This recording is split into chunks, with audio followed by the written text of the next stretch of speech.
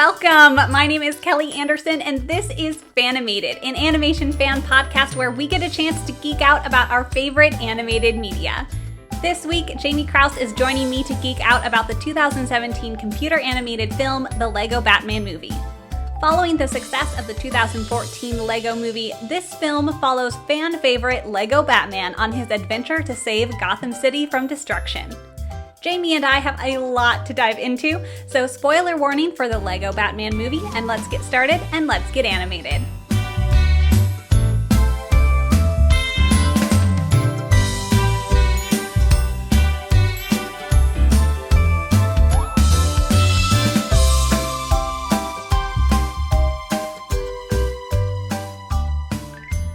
Jamie, thank you so much for being back on the podcast.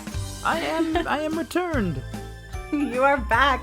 It's been since what, like March since you've been on? Goodness, I don't even know. The last one was, I think, How to Train Your Dragon 2?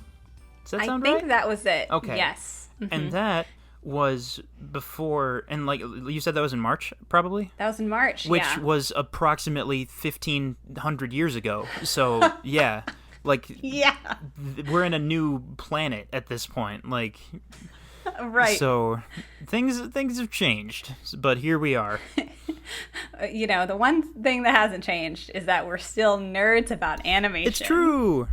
It's true. So thanks for being on the podcast to geek out with me. Yeah, of course. About one of my favorite movies. Your favorite movies? Yes. When I asked you, what do you want to talk about on the podcast? I was not expecting to hear the Lego Batman Movie, please. But I am so happy that that's what you chose. Good. Yeah.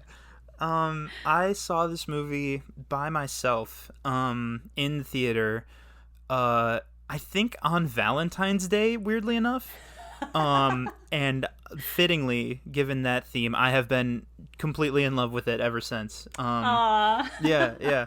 It's so there's so much about it that people would not expect from something called the Lego Batman Movie, and I really love talking about it. So this is a perfect fit. So here we are. Yeah. Yes, absolutely. Oh my goodness. And it, honestly, watching it, this was only my second time watching it, because I know I either watched it in theaters or I watched it when it came out on DVD, and then I hadn't watched it since, and I totally forgot how funny it is. Oh man, the type of humor in these movies is so spectacular. Yeah. It just is so brilliant. It feels very. God, I'm not even sure how to put this. I remember thinking the first time I watched it, like, this is one of the few movies that I know of where every single line was, well, not every single line was funny, because some of them are just setups or some of them are like emotional stuff instead, but every single line I just felt like, yeah, that's what I wanted. Like, that is what I was hoping from this movie. Like, that line was fantastic, and that line was really funny. There wasn't a single moment I can think of that was disappointing or that dropped the energy at all. Like, it's just, I really can't express how much I love this movie. It is so good. It's very tightly woven together, and that's what I love. There's no unnecessary. I mean, there's some unnecessary. It's funny. Yeah. They add things that are funny, but like as far as the script and the story are concerned, it's a very tight story. It's very like everything has a purpose, in the story. And I appreciate those things, because I don't like extra bits, things that don't wrap up there's loose ends are not my jam. And everything about this script is just brilliant. It just like leads into one joke after another and after another. And so you get this really heartwarming, epic tale adventure, and you still get like humor throughout. Definitely. I think talking about how like specifically tightly woven it is, that's a really good way to put it, because like what struck me while I was watching it this week was that like the basic outline of the plot is really, really simple. Like, it's very accessible for everyone, especially for kids, because it's a Lego movie, so they're banking on a lot of kids seeing it. The basic structure of the plot is the most relatable thing. Like, you instantly get it. Like, oh, okay, you got Batman. The opening scene is him doing all this crazy stuff, and he's like, I'm awesome. But right after that, you see how intensely alone he is. And it's very obvious, oh, this movie is going to be about him getting over that and letting people into his life. Like, that's it. That's the setup, and it isn't some crazy twist or anything. That's just the movie. But because it's so focused on comedy, that is the perfect... That's exactly what you need. Like, that is such a good, easy to understand skeleton for all of the comedy and all of the other characters and the rest of the story to form around, and it just makes it exactly what it needed to be for a superhero comedy kids movie. Like, does that make sense? Absolutely. It's a Batman story, right? It's based on superheroes, but it's from 2017. And the people who were writing it are not dumb. They know that we're, like, completely oversaturated with superhero stuff by this point. Yeah. So what they did was they made it almost like a farce. Not exactly, but close to that, where, like, the specific things that happen in the plot don't have to hold up to too much attention and nitpicking, because it's meant to be funny first. So, like, the stuff that happens, it's not a huge big deal if it's a little too out there. In fact, that's encouraged if it's a little too out there. So, like, that's one part of the superhero setup. The other part is we've seen so much superhero stuff recently that it is absolutely begging to be parodied. So, like, the way this movie... What I'm trying to get at here is that this movie knows that we know, or at least we know a little bit about Batman already. Yes. Like, and we know what most superhero movies do. Yes. So it is ready to absolutely rip that apart, but not in a cynical way, in a very, very wholesome, like, positive way. That's just, like, a whole bunch of jokes right in a row. And it's so much fun, and I just love it to death. It's the best. Honestly, that's a great way to put it. Like, they are parodying it, and it's a farce, but it's in a positive way. And honestly, one of the things that makes it so funny and so farcical is just the fact that they take it seriously. This is an action Batman movie, and the director, Chris McKay, has stated he wanted to make it as action as possible. But just the fact that it's done with a whole bunch of Legos, yes, makes it funny. Like, that fact alone, you're watching a scene that is like they're pulling all the action tropes. Yes. And they're doing the camera movements and everything just like you normally would see in an action Batman, except they're toys. They're Legos, yeah. And that's what makes it so brilliant. And right. I should say, like, all of the Lego movies, like, just the mindset that they have to like create these movies is so fun. Like, in general, we haven't talked about any of the other Lego movies yet, but oh shoot, like, yeah. But I mean, all of them are just so, like, they come from a place of, like, as if a kid is playing with Legos and telling a story. Like, that's where they're coming from. And so to see that and, like, just be so engaged with these characters, but also being able to pull jokes out of not only pop culture, but also just within the functionality of a Lego itself. Oh, yeah. Is so brilliant. So brilliant. Even though they're based on, they're Legos, but even so, like you just said, there's still an element of the movie that is a straight up superhero movie, and it's a good one. Like, yeah. The action moments are great, and the emotional moments are great. Like, it's a solid superhero movie on top of all of this other stuff, and I think a lot of that is down to both the writing, because I can't praise that enough, because like you said, it really is, like, just, it's tight, it's specific, it gets done what it needs to get done. But I would also say the acting, honestly, because it could have easily been I'm thinking of some of the emotional beats specifically, like some of the relationship stuff.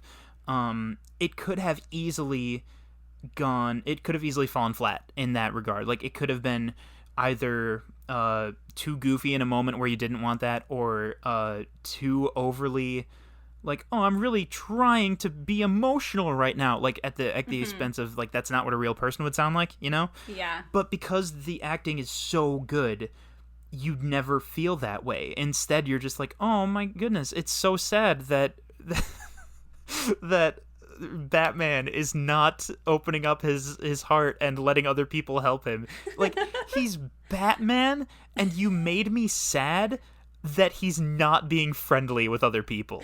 Like, that's incredible. That's absolutely astonishing, and I just love it. It's so great. It's so great. And honestly, in the Lego movie, Batman is one of the best characters, and I'm just so grateful that they like gave him his whole own movie. Oh yeah, yeah. That was, I remember watching the first Lego movie, and like, that scene is such a jaw dropper because you're not ready for it. I mean, it's in the trailer, I guess, but I completely forgot about that by the time I saw the movie. It felt like a cameo from a character who had never existed up until that point. And then, of course, you're just like, of course there's a Lego Batman. Like, he must have his own rich life when he flies off and does his own thing. And, like, it makes perfect sense that they would then make this into a movie. Oh, my goodness. And they can just, like you said, with the characters, the voice acting, they can turn it all up a few notches, you know, and really focus in on these characters and make their tropes just super loud. Like, everything in this movie is loud, but it's like done so well. It like still is balanced and still is like engaging and, like you said, heartfelt and still hilarious. Right. I think that balance does work, and I think how everything is so big and loud and crazy, in a way, I almost feel like that can be a problem, because sometimes it feels like it's so overwhelming that you're just missing stuff and, like, you zone out a little bit. But for the most part, I think it is actually a great move, because, like, this plot moves so fast. Yes. Every 10 minutes, like, something crazy happens that dramatically changes where the movie is going. Absolutely. But the movie is built around that. So, like, it works so well, because instead of feeling like you're falling behind or you can't keep track of what's going on, you don't even worry about that, because the things that happen in the plot, the big crazy things that happen every 10 minutes, they're so attention grabbing, and like, they're exactly what you would want to see. At least that was my experience. But like, what kept coming to mind to me was fans of superhero movies, and again, especially, not exactly a parody, but like a comedy superhero movie, right? Yeah. If I was trying to think of a Batman story where everything is goofy and off the rails and just crazy stuff happens, this is exactly what I would want. Yeah. Like, the movie opens with all of the bad guys, all of them, attacking the city at once. Yeah. And it's so good. Like, all of these things happen in the plot, and every time I'm just thinking, like, this is exactly the amount of craziness that I was hoping for. And sometimes it's like something I never even considered. But we'll probably get to that in a little bit, I'm sure. Some of the stuff later on in the movie. Well, let's start out with, Jamie, a quick synopsis of the story of this wonderful plot. As we mentioned, it's simple, but honestly, I truly think that simple can work really well, and this is a good example. Like, you don't have to be, you know, a sad man gains a family. That's pretty like generic for lots of things, but like, it's the way you execute a simple idea, right? And so, like you said, the movie starts off with all of Batman's enemies, villains, trying to take over the city. Joker, of course, is the big bad. Oh, man. And basically, they have a breakup scene. It's so good, you guys. Joker thinks that like a little bit of a side thing, but like in a lot of recent Batman stuff, or I guess I'm thinking of The Dark Knight from '08 specifically, the thing with the Joker was that like he kind of represented this theme of like, oh, me and Batman we're tied together in this like dark destiny kind of thing. Like we kind of need each other to keep this crazy fight going over the soul of Gotham City and stuff. And this movie takes that to its ludicrous extreme, where Joker is like, I thought I was the only one you fought. And he's like, no, I've been fighting other people. I fight around. It's whatever. And he just looks so heartbroken. It's so good. And Joker's like, I thought I was your greatest enemy. That was it. Yeah.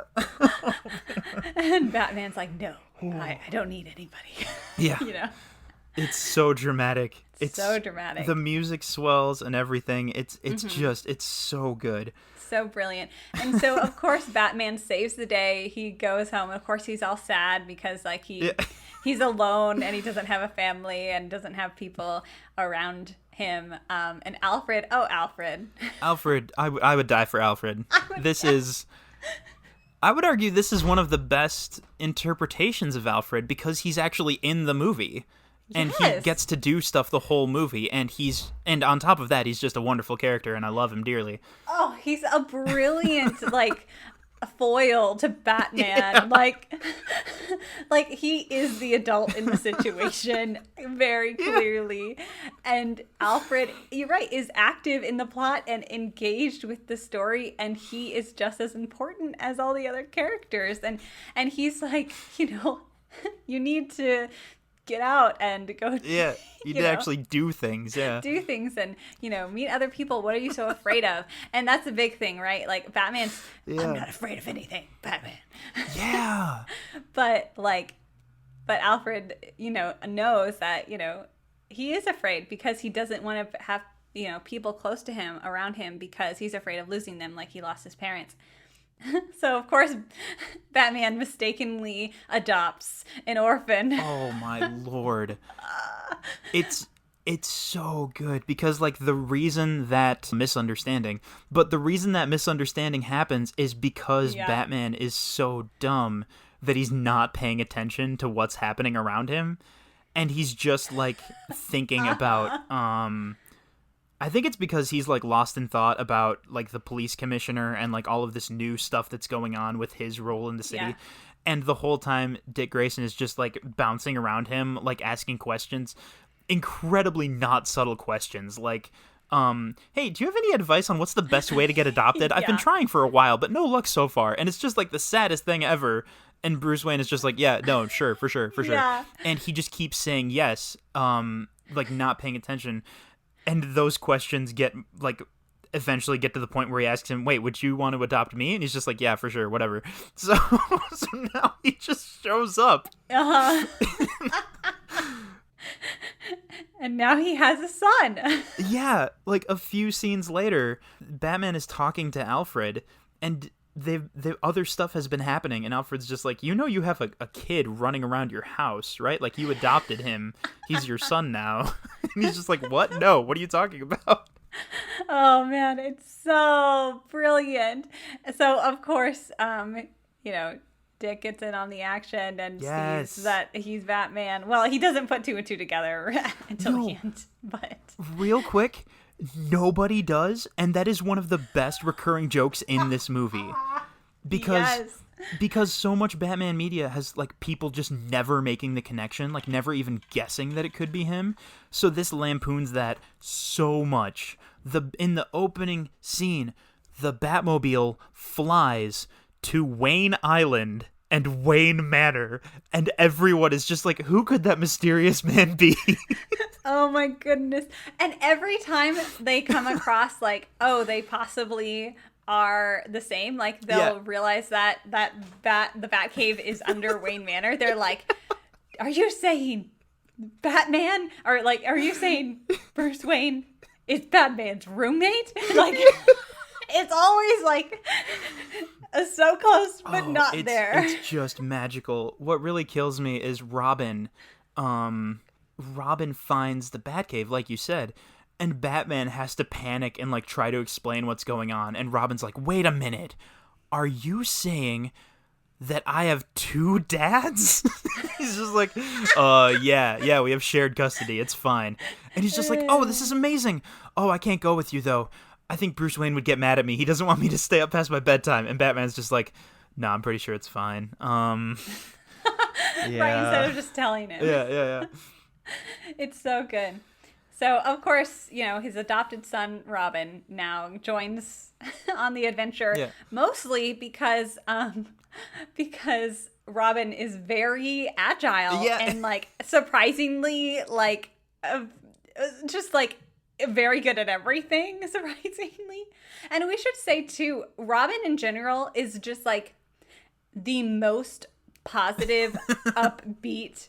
I don't even know how to describe this character other than, like, just 1960s, like, perfect little boy character that's just like, hello, sirs. Like, it's first of all, he's voiced by Michael Cera, but instead of being like the meme version of Michael Cera that everyone thinks of, where he's just like awkward and like, oh, I'm a weird indie hipster guy in my 20s. Instead of that, it's Michael Cera being the most positive, wholesome person in the universe. Like 100% of the time, he's just like, no, maybe we can work together. It'll be fun. And like, for some reason, the acting he does in his voice, it just works. It's never annoying. It's always so heartwarming. And that's basically it. Yeah. Absolutely. And it's the perfect combination of this bright, sparkly kid and this very brooding, deep, dark, gritty Batman. Like, it's so good. It is brilliant. And Robin just accepts everything the way it is, and he just, like, follows Batman everywhere and will do anything he says. And of course, I love these relationships, these father-son relationships. It's really fun. And that Batman, of course, eventually, like, is, learns to love him, and they have a great bond. One of my favorite parts of this whole movie is when they finally are all suited up, they're ready to go, they get into the Batmobile, and they're driving around the city all crazy, and it's great, and it's awesome. And then all of a sudden, he's about to run into an old lady, and he slams on the brakes.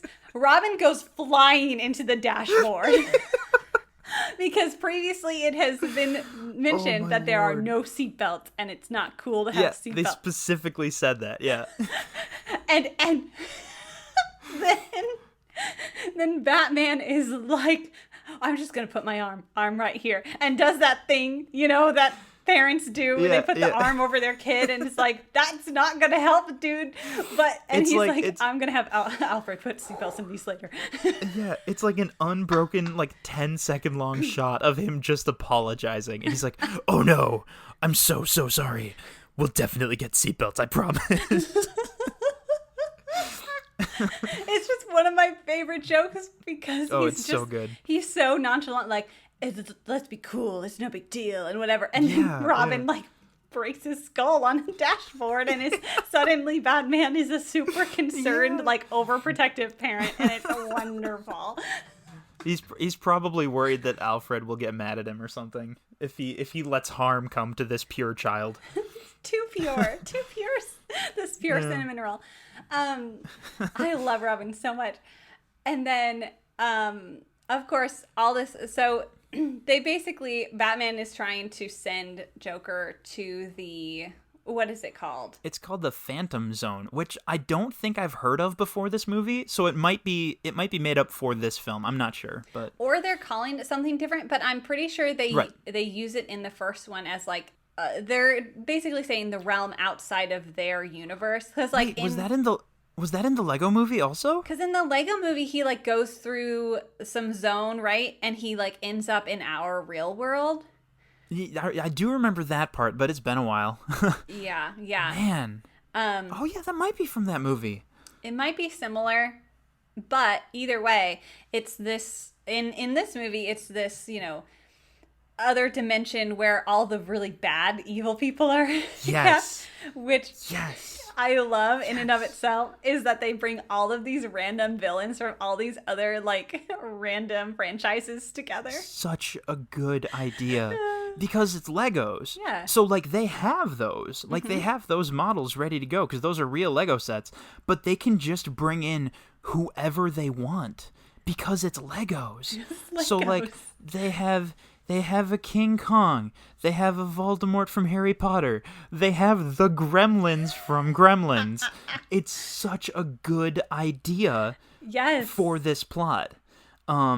Because it fits into Joker's plan, and obviously it fits into the plot of the rest of the movie too. Oh my goodness, it's just, yeah. I got distracted from where we are in the story because Batman is trying to get the thing that will let him send the Joker there. Yeah, like a projector, a Phantom Zone projector type thing. Oh, you know what? Well, I want to back up a little bit because the whole reason this is happening is because when the Joker realized that Batman doesn't care about him in the same way, like he doesn't hate him as much as he hates him, he just shocks everyone in the city by turning himself in. Yes. Which is the funniest thing because nobody has any idea how to react to it. But then after a while, everyone gets over it except Batman. Yes. And there's this brilliant montage of it's all grayscale and he's all sad. And it's like, one is the loneliest number. And it's just Batman walking through the city, like creeping on Joker in jail and like trying to like... you know, it's being all alone. It's so funny. Oh, what is the line? I wrote it down. It's so good. I think it was we don't need a crime fighter because there's no more crime, so you can go home and spend time with your family. And it's just like the most brutal thing a reporter could possibly say to him. And of course that furthers his arc of like, oh, who am I without this super brooding this super dramatic Batman persona, right? Which pushes him more and more to, you know, like we said before, he let people into his life. Exactly. Just everything in the plot works towards that in weird ways, and it's so good. It's so good. And we should mention the other character in this story as well, Commissioner Gordon. The best character. Barbara Gordon. Barbara is the OG Commissioner Gordon's daughter, and she is taking over for him because he's retiring. And I'm so glad they made Barbara a female, and just to have this like super OP police fighter girl, like, and she comes in and she's just like, I'm gonna change everything. Yes. One thing I noticed about her introduction, because the thing I was saying earlier about how like a lot of the craziness that happens in this movie are like things that you would love to see as a fan. Like, oh, it would be super fun if all of the villains attacked at once. Like, what would happen? This scene has more of that because in the speech she gives, because she's become the new commissioner, she's giving this speech, and a couple of the things she says are just like, no, yeah, that actually makes perfect sense, especially in a comedy, because the first thing she does is say, you guys, why don't we just have the police team up with Batman? And literally everyone there is just like, oh, yeah, no, that makes sense. Yeah, for sure. And Batman's like, no. and she asks the question, guys, if having Batman running around as a vigilante is so great, why is Gotham City still full of awful corruption after like 68 years? Yeah. And you're just like, oh, shoot, that's a good point. Yes. Like, this movie wastes no time. Like, she shows up and she says those things, and from then on the plot is different. Like, it's such... It really feels like even though they are making their own fun, crazy story, they're also very, very much thinking, like, what would the fans of Batman find funniest? And I feel like there's a lot of thought that went into that, because there are so many moments just like that, where somebody says something or somebody does something that I just got the feeling like that's exactly what I would want out of this kind of movie. Like, this is so much fun. Absolutely. And that really kickstarts another facet of Batman's problems, because now he has to feel like now basically everyone I know is telling me that I have to work with other people, both professionally and like in, you know, a character sense of like opening up to people. Yeah, she's fantastic. Not just in how she affects Batman that way, but also like she's just fun. She doesn't take any nonsense, so she is different from like Robin, for example.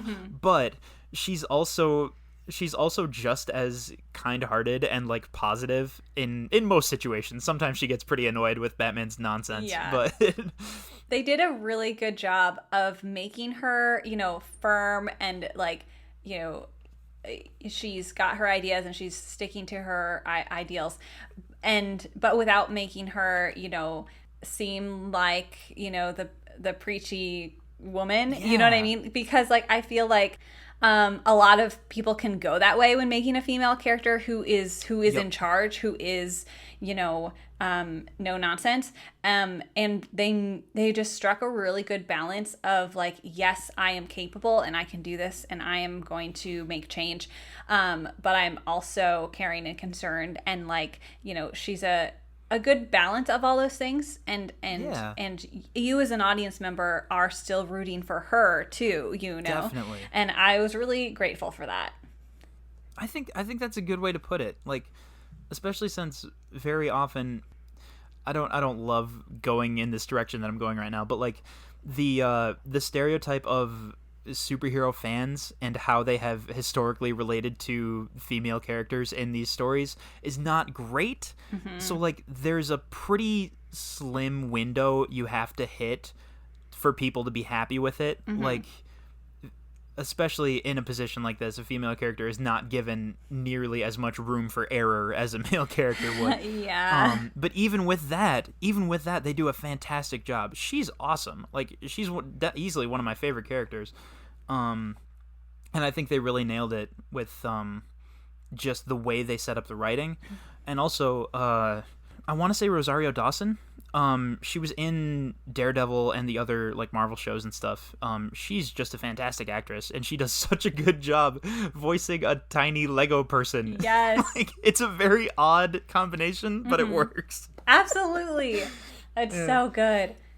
And I won't give this movie a full pass because she is still the only female character, basically, like at all. Just one. So I can't give it a full pass on the feminist standpoint. And yep, I'm not gonna forgive him for that. I'm just gonna point out that it's a flaw. Fair. I love her, but also, why is she the only female character? Harley Quinn is in there a little bit, but also not really. It doesn't really count, I don't think. I mean, she's in there as much as all of the other huge list of villains are in there. Exactly. But like, yeah, and she does a little bit more, but like doesn't still. You know, I could not figure out why her voice sounded so familiar. And she's voiced by Jenny Slate, who I don't know a ton about. I know she's been in a lot of things, but the voice, the kind of affectation she's doing for this movie specifically made me realize she is Ponyhead from Star Versus. That's who it is. You said said her name, Jenny Slate, and I was like, I swear I've heard that name before. Who is that? It's Ponyhead. Yeah, and she doesn't always do that specific accent with her voice. But because she does in Star Versus, I was immediately like, wait a minute, something's not right. Like, who is this? Oh my gosh, that is so brilliant. I am so happy, guys.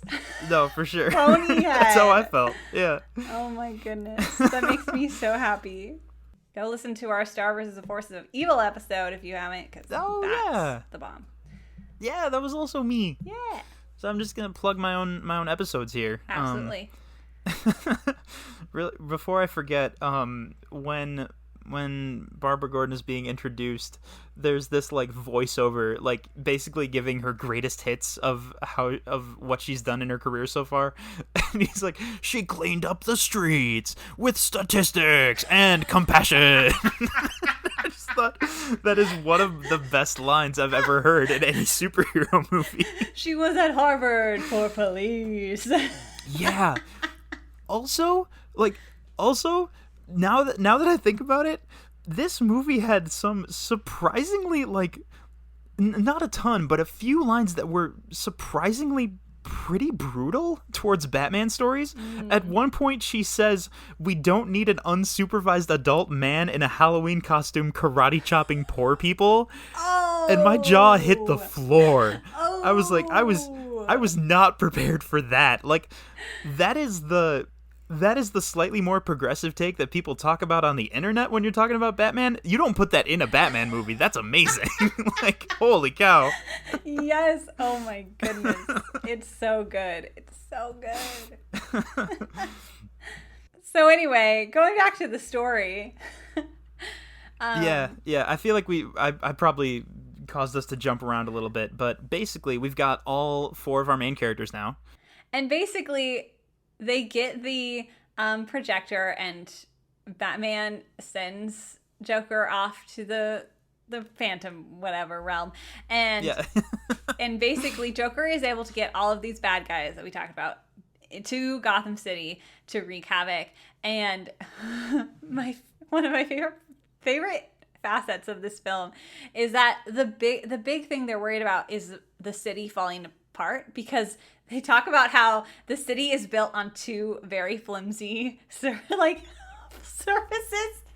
basically saying it's like those flimsy flat Lego because it's things Legos. that you put on. Oh my lord. And so of course, I mean, with any story, with any movie, the biggest danger that they threaten the audience with will happen. And so of course naturally, because it has to happen. If they threaten you with something, it's going to happen, right? And of course it does. And the way to fix it is, wait for this, they stick their feet and their heads together and make long, like, connectors with their Lego bodies, and then because and I can't emphasize this enough, they're Legos. And so you see all across the city they're working together, because again, that's what we're learning, right? Is that we have to work together and be a team. And they're using their strong abs to like push, like pull each other together. And it's the most dramatic, most intense scene, because even Joker is there helping, and so Joker and Batman make up, and they they have to get over their whole issue. And they come together, and the music is swelling, and it's epicness all around, and then it just all ends with a click. Click. Yeah. Just a quick click, and it's all back together, and it's the best moment in cinematic history. I've been on my phone because I'm trying to find a note I wrote down about this. The entire setup for that is so good, because at the beginning of the movie, when the first attack is happening, the Joker ends up with like all these crazy bombs and TNT and stuff, and there's a guy on the news who just straight up says, like, yeah, this would be catastrophic for our city because, as everyone knows, we are built over an endless void with only flimsy sheets of like anything at all protecting us from the abyss. And throughout the entire movie there's been this risk of like explosions and bombs, right? Mm-hmm. So that at the end when it actually happens, they've been talking about Batman's abs the entire movie as well. And all, 4 of those things come back at the end. And it's so dumb, but it's so glorious. Like, it's just the setups and the payoffs. Yes. And that's why I love this story and this very clean, tightly woven script, because these jokes are coming back as plot points, and they use things they've referenced previously, and it all comes together at the end, and it's just like, that's the kind of thing that just like, it just ticks all the boxes. It's such a good movie. Yeah, I couldn't agree more. The line that kicks off that whole thing is Batman saying, all right, we've taken care of everything else. Now I'm going to go defuse that. And then the city explodes. Didn't get to it in time. It's really magical. It was so good. So Jamie, why is it that you decided to talk about the Lego Batman today? Like, what is it about the Lego Batman movie that you are like, this is one of my favorites? I think it is one of the comedies that I will keep coming back to, because one of the things I said earlier was that I genuinely don't think there's a single dull line. I don't think there's any moment that lowers the energy even for a minute. And like we've already talked about the combination of the comedy, but also the emotion of the relationships that really do kind of get to you, even though this is such a silly movie. But I think the other thing, it's such a relief from some of the other superhero media that has been happening since 2008, right? Because, like, there are more lighthearted superhero movies, and there are other things of that nature, but even those ones are still primarily trying to be a cool superhero movie to sell you that this character is great and cool, and like I don't know if I can explain why this is different, but it feels so different. It just feels like instead of worrying about all of that stuff, we're just gonna have like an hour and 40 minutes where it's all I don't want to say it's all just jokes, because that's not the case, but like it is something that you can just step in and have like a great time, and that's it. You don't really have to run up against the super gritty, like, dark tropes, except when they're used as a joke, obviously. Yeah. You don't really have to worry about a lot of the same repetitions of other movies, again, except when they're used as a joke. And like there's something so refreshing about it. I don't know exactly. It's not your typical superhero movie. Yeah, definitely. Little quick side thing here. The word fan service, obviously most of the time people think of like sexualized stuff in anime and stuff, but like technically the other definition is literally just like something that fans would want to see, and you put it in the movie. So like the more innocent version of that word would absolutely apply to so many different things that happen in this movie. Like, as someone who knows even the bare minimum about Batman, it was so fantastic to see all of the Batman villains show up at the beginning, and you're just like, oh shoot, this is happening, this is great. And then partway through the movie, when Joker has basically abandoned those guys because he's got this other crew of supervillains in the Phantom Zone, right? And all of those guys are like, hey, let us work with you to take down the Joker. And for a second you're like, oh shoot, that's such a fun idea, that's crazy. And then Batman says, no, criminals teaming up with me to stop other criminals? Absolutely not. And that is hysterical because of Suicide Squad. Right? Which came out the year before this. And then you're like, oh, that was a really good setup to a joke. But then you get to the later part of the movie, and they do team up with all those guys. And you're just like, this is everything I was hoping for. It all comes back. That kind of fan service is what I feel like this movie is all about, because it knows everyone has seen all these superhero movies. It knows that everyone is kind of tired of the same formula for superhero movies. Yeah. And because it doesn't have a lot of those restrictions where it can be as crazy and weird as it wants, it can hit those notes, and we don't have to worry that it's going to mess up the pacing at all, because the pacing is already so crazy. And there's something really fun about that. There's something I haven't seen before about that, I don't think. I would agree. It's so fun. It's so engaging. It can reference other things.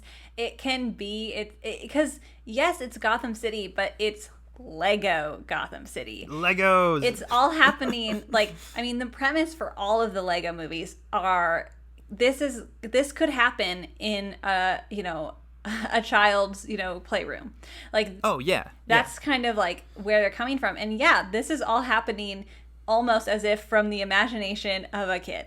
And so they can just do whatever, and like and reach and into like the lore of Batman, and like you said, like do that fan service stuff in the sense of like making fun of itself and like doing all these other fun things.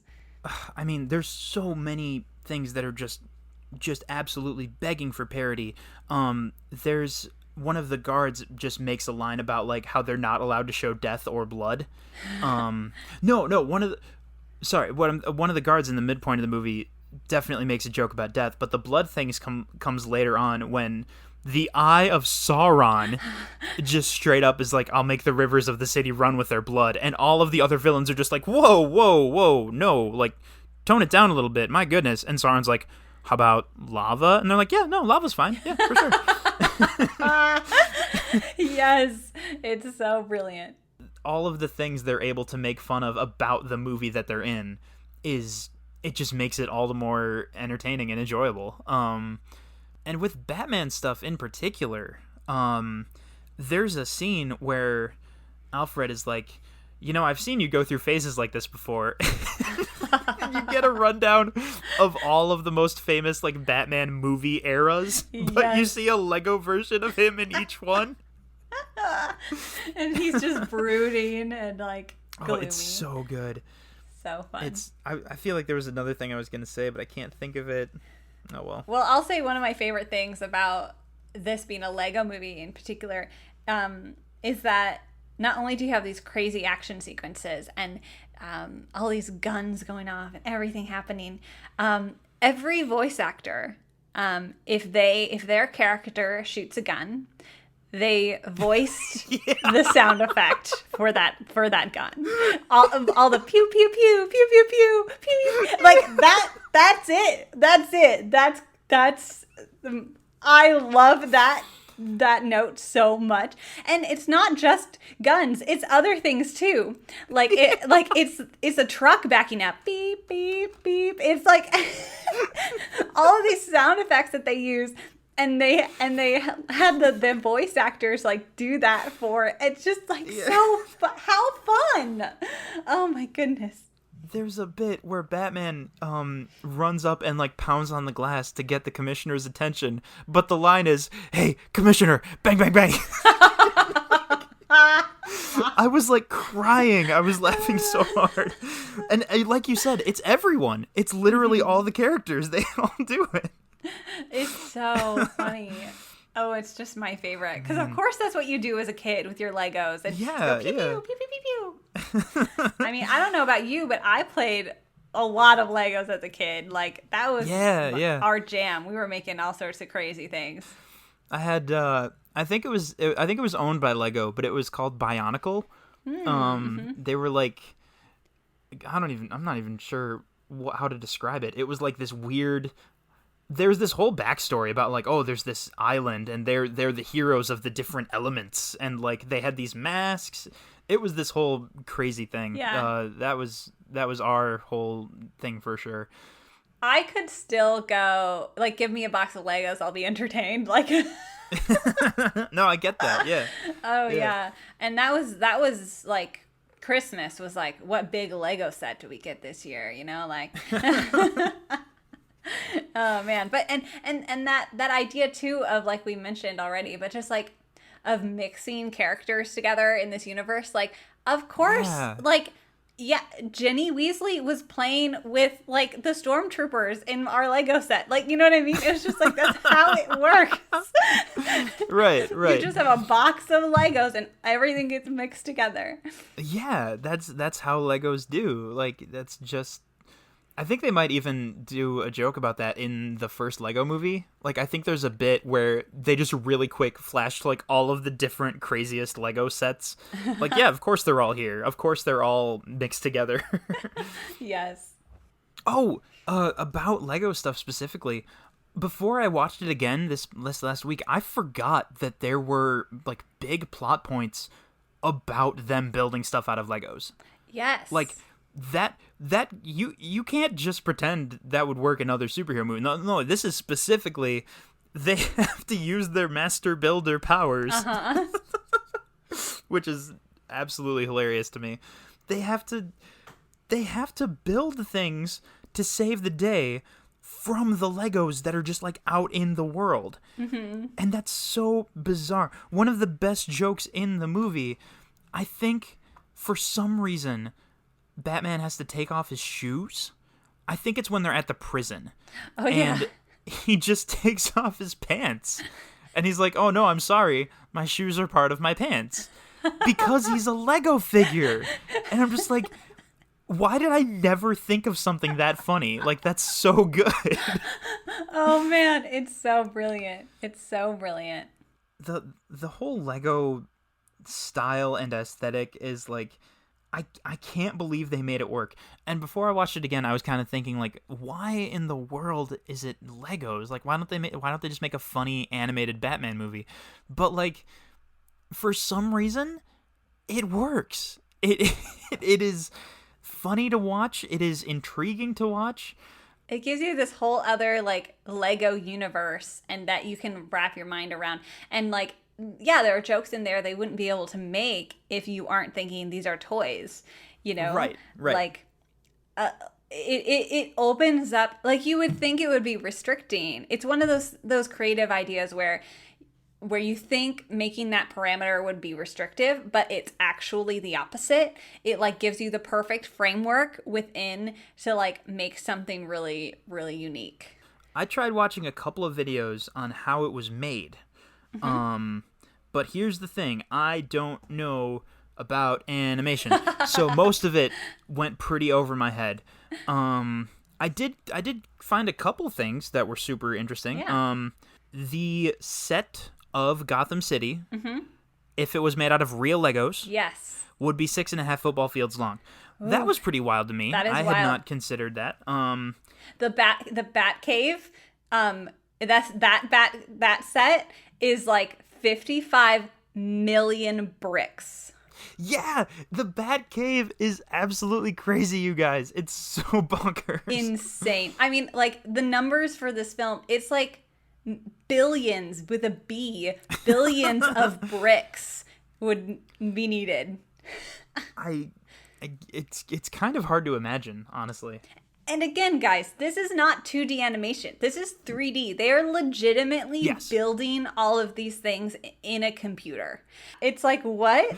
I still can't really wrap my head around exactly what it is they're doing, even though I just watched some videos about the process. One of the things that one of the animators said, they used the phrase brick replacement, and they were talking about the characters. And as far as I could understand it, if I have this right, they had like dozens and dozens and dozens of different head brick models with different expressions, arm and leg models that were bent or straight or in whatever pose they needed. And to make this movie, whenever there was a character on screen, they would just choose that exact one for that exact frame. And then they would just do it again the next time. In a weird way, it's almost like stop motion.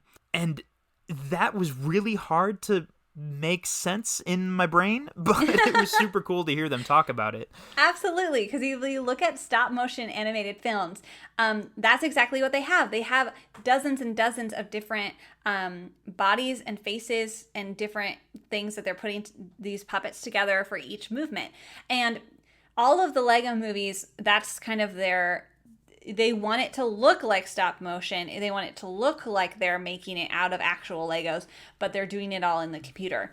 And of course, it's not all completely, Legos, because that would be insane. And so for this one specifically, I was listening to some of the commentary, and like for the first Lego film, they were very, very, very strict about it, and they only moved the characters in ways that you could move a Lego character in real life. And for this one, they actually were a little more lenient, and so they could do some things that were a little more expressive. But right, which makes sense. That's really cool to hear that, yeah, they were even have all these different replacements that they would be doing, because it sounds like they basically did a lot of the same kind of animation that a stop motion animated studio would do. Yeah, there was one point that was brought up a few times.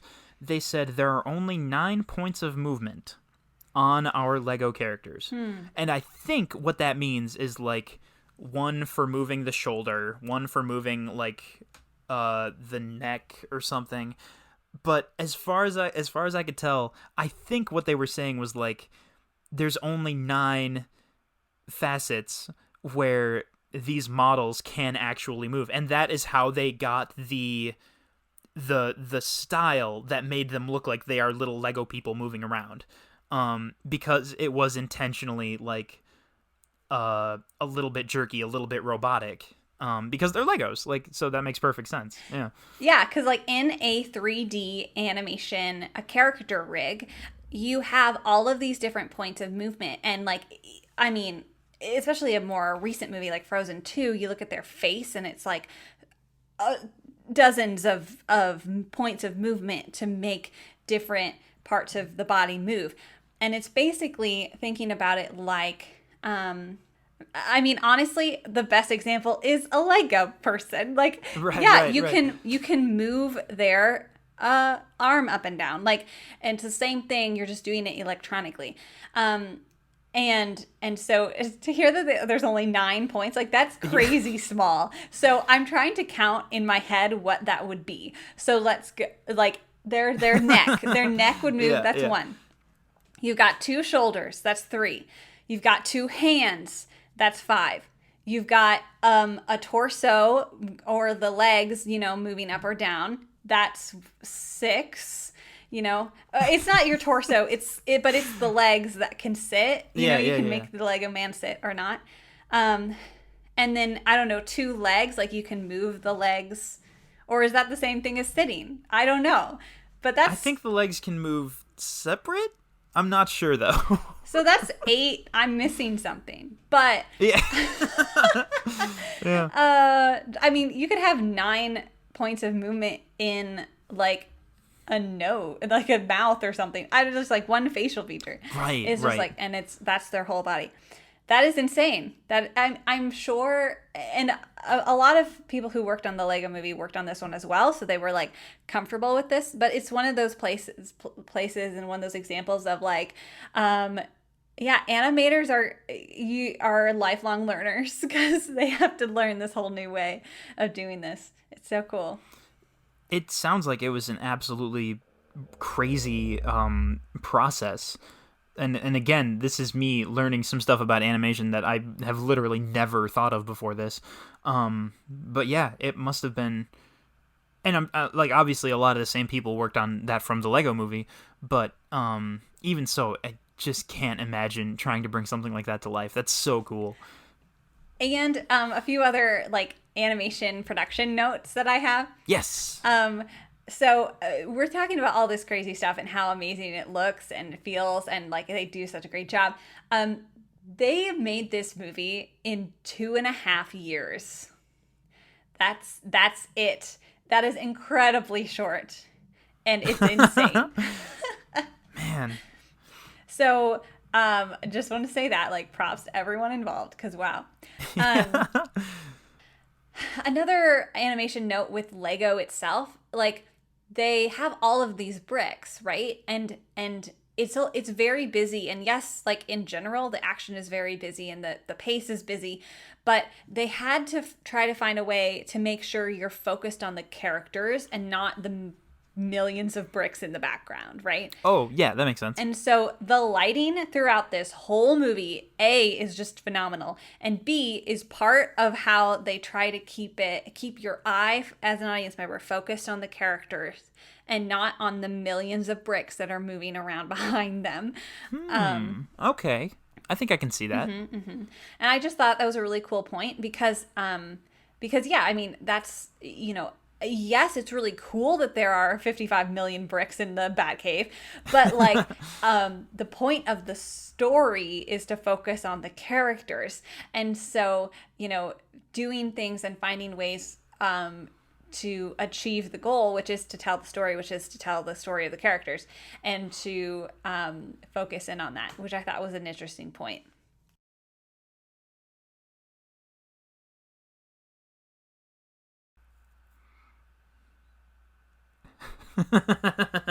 Because wow, it is so it's good. Like the lighting in like as the airplane is like moving through the clouds and everything is absolutely breathtaking and spectacular. Not to mention, it's just one of the funniest ways to open a movie ever. Oh, it's so good. They're like, hey, we're flying over the most dangerous crime-infested city in the world, and we're transporting a cargo of 70,000 sticks of dynamite, 10 million pounds of C4, and a lot of just regular bombs. Any problems with that? And everyone at the air control tower is just like, no, I think we're all in agreement. As long as they're best friends. That's fine. Yeah, you're best friends. It's fine. I forgot about the best friends thing. The pilots are like, and two best friends. Okay. This is off topic a little bit, but the pilot who the Joker tries to intimidate, and he's just like, no, you won't. Batman will stop you. Like, that is so... It's such a perfect line to put in your opening scene because it immediately sets the tone of, like, yeah, everyone knows about Batman already. Like, we're coming into this story as people who already know Batman stuff. Like, no, you won't. Batman's gonna stop you. Like, that's so good. Yes. And he's just like, what about that time with the two boats? And Joker's like, this is better than the thing with the two boats. Oh, it's so good. So good. The opening, like, 12 minutes of this movie is almost like its own short film or something. Oh, it's so fun. And one more thing just about production, like thinking about this movie, you have to, in any film, you have to get like things approved by the execs, and like there's some, filtering of things. With Lego, and I didn't think about this, and with this movie specifically, not only are they working with a Batman franchise that needs to be like okay with everything, but also the Lego franchise. And so there were certain things they couldn't do, or certain things they had to get approval from the Lego company to use, because they're using their, IP. So, and one of the things I thought was interesting about that specifically was in the commentary, they were talking about Robin's cape, because Robin's cape is bright yellow sparkles. And it is perfect for Robin. And apparently, it's like, yes, he is a sparkly boy. But the Lego company was not happy about the sparkles for whatever reason. And so, just like little things like that, like, they had to like fight to keep his sparkles. What? But I thought that was really interesting. And like, who knows what else they had to like to do or get rid of, because not everything, I'm sure, was approved. So I thought that was like an interesting point of like not only like just how many people they have to kind of like get things through to like get it on the screen. So I definitely never thought about it, honestly. Yeah. Not with the Lego company. Because you usually wouldn't. It's just like, oh, they're making a film. But this is like they're using two very big names like Batman and Lego, and they're putting it together. It's like everyone okay with this? Is this okay? Yeah, is this cool? Like oh man, and it's brilliant. I guess there is the possibility that there would be something in the movie that the Lego company finds objectionable, but I never thought it would be a sparkly cape. I know. You'd think maybe if someone would have a problem with like Robin like hitting the front of the dashboard that fast or something, not like, oh, a sparkly cape. Yeah. Okay, now I'm curious. I'm going to look up if they have Lego sets. Like, what are the Lego sets for this movie? Lego Batman. And do they include other trademarked characters that were in this movie? Oh my gosh. I'm looking through my notes here, and I'm trying to steel myself for the fact that I need to ignore a lot of them, because so many of them are just like me writing down bits that I thought were hilarious. And as much as I would love to go over all of them, what I really should do instead is say, you guys, you got to see this movie. This movie is so fun, and there's so many weird, humorous moments and very clever writing and clever lines, I should say. it's really a treat. It's one of the most wholesome pieces of superhero media I've ever seen in my life. It's like happiness condensed into a single movie. Absolutely it is. It's as sparkly as Robin's cape. It is. It absolutely is. And here's Lego Batman movie Robin. And oh, okay. Guess what? His cape does not have sparkles. No. You cannot buy Robin with a sparkly cape. Lego's against making terrible. that, I guess. Why would they do this? I don't know. Oh, man. But it's really sad. You can also buy the Scuttler, which is the coolest like Lego thing. That's one of the things that Batman's master builds. Yeah. It's like a moving animal almost. It's surprisingly sort of creepy, at least that was to me. It is. It doesn't 100% fit the whole tone of this movie. No. But anyway, definitely go watch this movie. Yeah. You need to laugh. Oh my goodness. If you like Batman, if you like Lego, if you just like to have a good time, this movie is for you. I just found something else I wrote down. Oh my gosh, what? This could not be more unrelated from everything we've been talking That's totally about. Fine. But somebody mentions Marley and Me. And Voldemort says, "Oh, I love the ending." I love the ending. And I know that's so random and out of place, but it also strikes me as like the funniest thing. Oh my goodness. Oh man. I mean, this movie is just filled with line after line after line of just pure comedy genius. And also a surprising amount of references to the Michael Jackson song "Man in the Mirror." Yes. Which I didn't expect to come back in many different emotional ways. It was like one of the through lines of the film is like, yeah, look at yourself and make a change. But also at the very beginning, they post those lines and it says Michael Jackson. He's like, "No, I said that. Batman said that." And they erase it and they replace it with Batman. Oh, it's so good. It's so good. And even, I mean, this movie got me in its first line when there's a black screen and Batman's voice comes in. It says, "A black screen. Every good movie starts with a black screen and edgy music. Music that makes movie execs and parents nervous." And company logos. Warner Bros. I don't get it. He's just reading off the logos. It's incredible.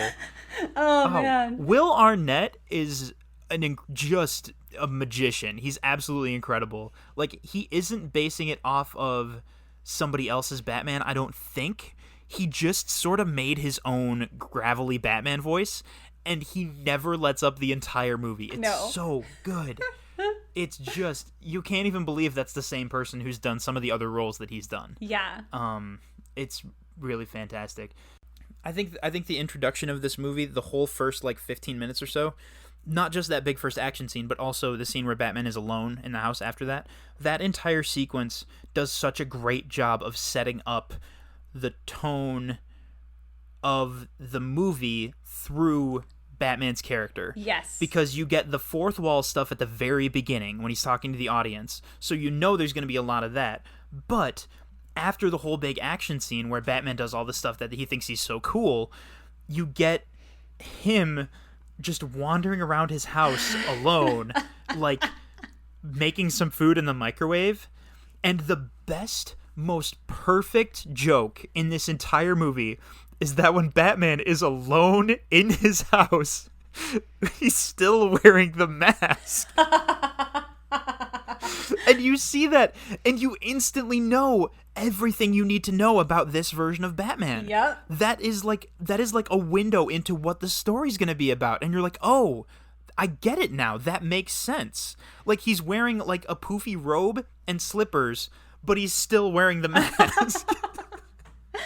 Exactly. And just, oh man, just like he drives by the orphanage and he has a merch gun that shoots out t-shirts, and he just gives all the orphans a bunch of Batman merchandise. And like, you watch that scene and it's a hilarious bit, but that also tells you so much about this character. Yes. And I just kept thinking, like, this opening is such a good way of telling me who he is, because you instantly get all of this information just from what he's doing and how he's acting. Most of that points to he's kind of a terrible person. Right. But that's what you need to build on for the rest of the movie. And it's just like you were talking about, how incredibly well written this plot is. And I just wanted to throw out that note about the beginning because it's such a good setup. I'm so glad you mentioned it, because I also love that scene. Because yes, it's like all of this action, all this crazy happenstance at the beginning, and then you go back to the Batcave, go back to Wayne Manor, and it's just complete opposite. It's perfect. I mean, you said great writing. Yes, great animation. Like him, like putting the lobster in the microwave is one of the best scenes. Like not only the lighting, because the lighting, like the microwave, right, like it's just perfect. But there's no other lights on. It's just the microwave. Just, and he's just makes a few little like popping sounds, or just like, unless he just is like, pop, pop, pop, you know, like just like, and they drag things on, like they make it a very firm switch from action to I'm staring at this microwave for like 30 seconds, you know, like, and one of the things too that Chris McKay said in this is in the commentary is that it was like simple is better, and like that works. We talked about that with the plot and with the writing, but also with the animation. Like they, you know, wanted to be able to portray what they needed to portray, but not do anything over that, you know. And I think that first scene is a really good example of that, and the acting choices they make with these Lego characters, you know, because you get to see a lot of who Batman is with very simple movement choices, acting choices, and animation. So it's just like, it's so brilliant. And like he's just sitting in his big pool, like eating the lobster, and you just like, that's it. That's the shot, is him like crunch, crunch, crunch, crunch. It's silent. Like it's perfect. It's perfect.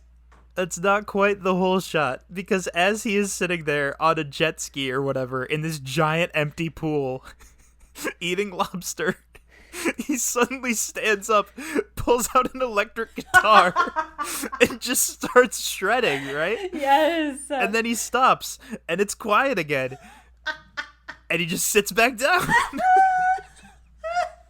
It's so good. It's really magical. Other than the master builder stuff that is mentioned in the first Lego movie, the only other thing they really carry over is the fact that Lego Batman is a musician and rapper, and like creates all this dark heavy metal music about himself, and it's brilliant. Oh man, I love it so much. Oh yeah, I guess now that I think about it, quite a bit of the music is actually a part of the story. Like, no, Batman writes his own music. Like, the one example that isn't like that, which is my absolute favorite, is when they're getting ready for the big final fight, the big showdown. Robin puts a song on his little stereo, and it's like a really, really peppy, upbeat, happy pop song. And Batman is just like, no, we're not doing this. He's like, oh, please, I love this song. And he's like, wait, this music is filling me with rage. It's perfect. So that's what they do. So that's what they have playing while they go right off to battle. Oh, it's so good. It's like they give Batman a reason to like it, because it fills 100%, him with rage. yeah. I love it so much. Oh man, so brilliant, this whole movie, guys. So before we head out here, Jamie, I have one question for you. Yeah. Did you know that there's going to be a sequel? You know, I actually don't think I did. To be clear, the Lego Batman movie 2? The Lego Batman movie 2. No. Rumored to be released in 2022. So we've got a ways to wait. Yeah. But I have seen sources on the internet saying that it is coming. So the question there remains, what is going to happen in the Lego Batman movie 2, Jamie? I don't know how they can go any bigger or crazier, because they've already, like, they've already used the plot point of every single Batman villain and also every single other villain. Right, like, who else could there be? I don't even know. What more can he do? Unless they pulled, like, a Lego movie and brought in, like, you know, some outward source, like, and I don't know if they would include humans in this one, you know, but, like, oh, gotcha. If the sister messed things up again, kind of like the last sequel. But but yeah, they've used up all of the villains. So is Joker gonna come back? Like, I mean, what other crazy thing could happen? I don't know. Wow. They'll figure something out. Yeah. Gall. I'm just excited to see Robin and Batman again, because boy, oh boy, do I love that pairing. Are they just oh my goodness, the greatest ever? Robin is so, like, endearing, and he just wants to do everything like Batman says, even if it's not good. Yeah. Batman is just, like, so good. Yeah. It's never good. It's always a terrible idea. One of my favorite scenes is when they go to Superman's place and, like, try to steal the projector. Because the whole thing is about how Robin has to follow exactly what Batman says. And he does it, and he does it perfectly, and even better than perfectly. And it's just hilarious, because Batman's like, do this, do that, blah, blah, blah, blah. And then he does it, and it's so great. Oh my gosh. The concept of going to the Fortress of Solitude, and inside is a giant rave where everyone was invited except Batman, is one of the most incredible pieces of writing I've ever heard of. Like, I was astonished by how good that was. Oh, man. Superman has the line that sounds most like a normal person out of anything in the movie, where he's like, no, that there must have been, like, something wrong with the email invites or something. That's weird, man. Wow, yeah. Anyway, you're here now. Bye. I was like wincing. That was way too realistic. Oh no, we totally invited you. Yeah. Oh my gosh, so good. It's so good. Anyways, if we haven't made it clear, please watch this movie. It's so fun, you guys. It's so, like, everyone needs something happy right now. Yes. If you're even considering watching the Lego Batman movie, I would heartily encourage you to do so. Please do. Anyways, everyone needs it. Everyone wants it. Lego Batman. Let us know what you think of the Lego Batman movie on Facebook and Instagram at Fanimated Podcast, or you can email us at fanimatedpodcast@gmail.com and tell us what else we should be watching, because we like recommendations. Also, listen to Jamie's podcast, Knight's Quest. Oh, shoot, you guys. Listen to Knight's Quest. Listen to Knight's Quest. Yeah, Knight's Quest is on all major podcasting platforms. It does have not suitable for work language, so that's something to keep in mind. It's a fantasy, comedy, role-playing podcast that is improvised, sort of along the lines of Dungeons & Dragons, but not specifically. We're telling this big, crazy story with lots of characters, and the story is made up as we go along, and we really have a fun time doing it, and we think you'll have a fun time listening to it. Check it out. Yeah. I know, it's one of my favorite podcasts, and you should definitely start with season 2. Yeah, start with season 2. It's so great, and you guys are going to be getting into season 3 here soon. I'm so excited for it. It's true. So excited. Coming up very shortly here. We've got a couple more bonus episodes, but then season 3 will be getting rolling. I'm so excited. So, if you want to hear more of Jamie, that's where you go. Woo! So thank you, Jamie, for joining me. Yeah, absolutely. We're going to go record our What You Watching for next week, so be sure to stay tuned, everybody. Bye, everyone. Thank you for listening. Yep, bye.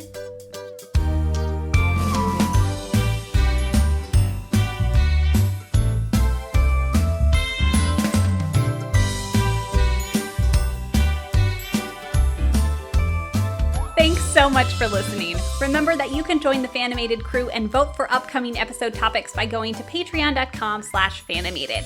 You can follow us on Instagram and Facebook at Fanimated Podcast to stay up to date with all things animated. And don't forget to leave a rating and review telling us what you'd like us to watch next. The music is provided by Purple Planet Music, and the art is done by myself. You can find me on Instagram at Kanderdraw. That's KANDERDRAW. Thank you to Jamie for geeking out with me today, and we'll be back next week Tuesday with another What You're Watching episode. So in the meantime, stay tuned and stay animated.